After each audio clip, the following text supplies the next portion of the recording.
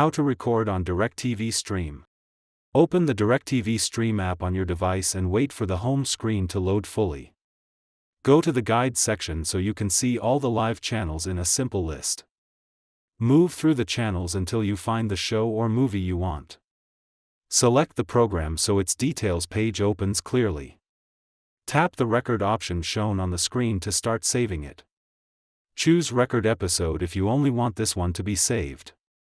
Choose Record Series if you want every new episode to save automatically.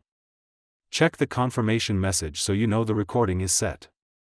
Open the Library section to see all shows you have recorded before. Look for the program you just scheduled to make sure it appears there. Tap the title to open and watch when it becomes available. Use the Manage option in the library if you want to edit or cancel a scheduled recording. Remove any unwanted recordings easily from the same section. Return to the guide anytime to set more recordings in the same simple way. Thank you for watching.